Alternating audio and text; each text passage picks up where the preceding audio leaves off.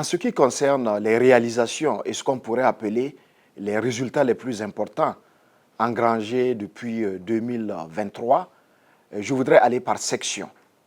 Alors, en matière de mobilisation des ressources culturelles endogènes pour la promotion de la cohésion sociale, de la lutte contre l'extrémisme violent et pour la paix, je voudrais citer quelques réalisations.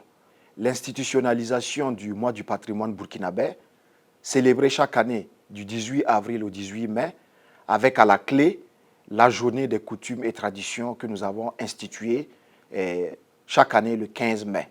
Il y a également l'inventaire, la documentation et le classement des biens culturels et des éléments de notre patrimoine culturel. Vous savez que le Burkina Faso est riche de sa diversité et pour nous, il est important d'établir un répertoire pour que chaque ethnie puisse véritablement voir exalter ses savoir-faire, que ce soit des savoir-faire matériels, mais aussi beaucoup plus immatériels.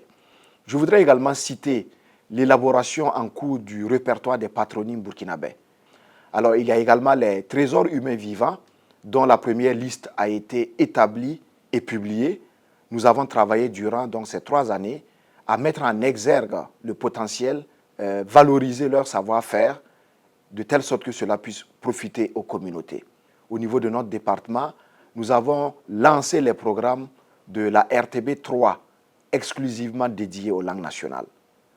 Et au niveau réglementaire, nous avons travaillé à faire adopter par l'Assemblée législative de transition 2 lois.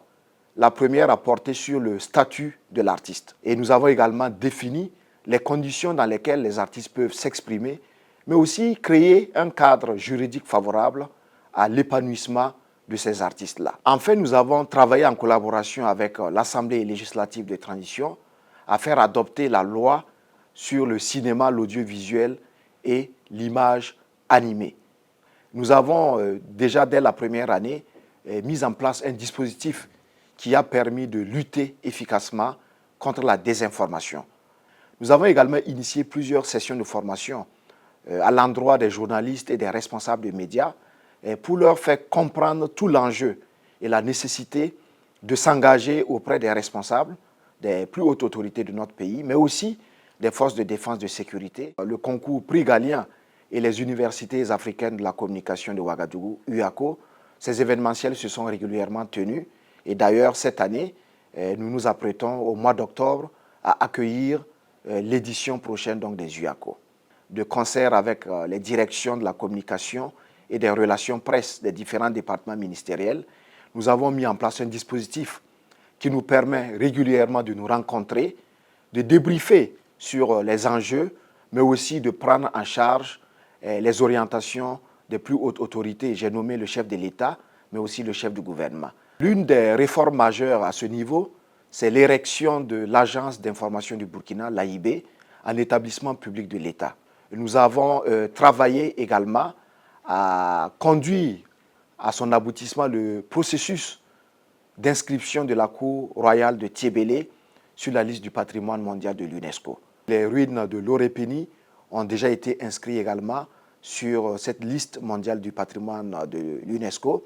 Il y a également le parc W d'Arly et il y a le site de métallurgie qui a également fait l'objet de ce processus dont nous nous satisfaisons.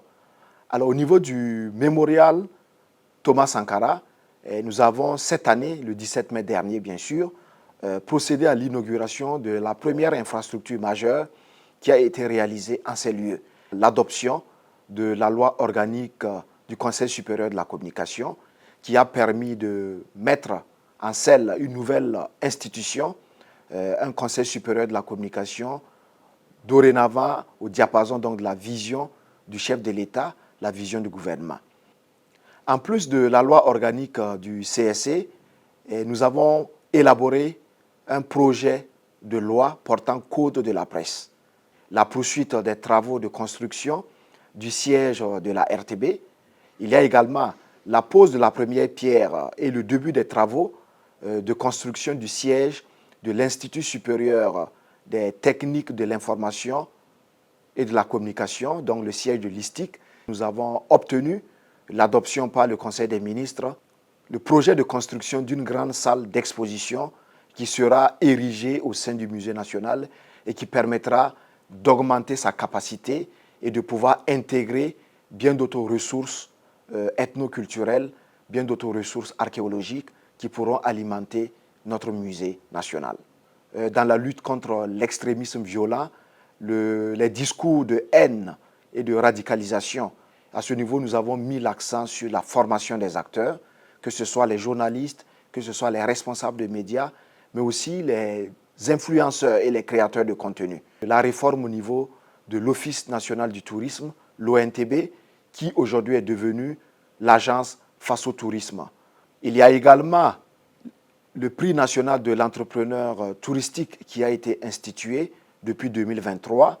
Le CITO, le Salon international du tourisme et de l'hôtellerie de Ouagadougou, qui continue d'être organisé. La relance de l'Institut des peuples noirs Farafina, IPN Farafina, dont le premier responsable vient d'être nommé en Conseil des ministres. Durant ces 3 années, les événementiels majeurs du secteur de la culture ont été régulièrement organisés. En 2023, il y a eu donc le FESPACO, mais aussi en 2025. La Semaine nationale de la culture s'est également tenue en 2023, en 2024 également, et nous nous projetons vers 2026 pour la 22e édition qui se tiendra. Et le département a également travaillé à la relance du symposium international de granit de Lango. 4 structures qui jusque-là travaillaient de façon isolée à promouvoir le cinéma, nous les avons fédérés, nous les avons fusionnés pour créer l'agence burkinabé de la cinématographie et de l'audiovisuel, la BCA. Voici présenter quelques réalisations majeures qui peuvent être présentées au titre du bilan du gouvernement de 2023 à 2025.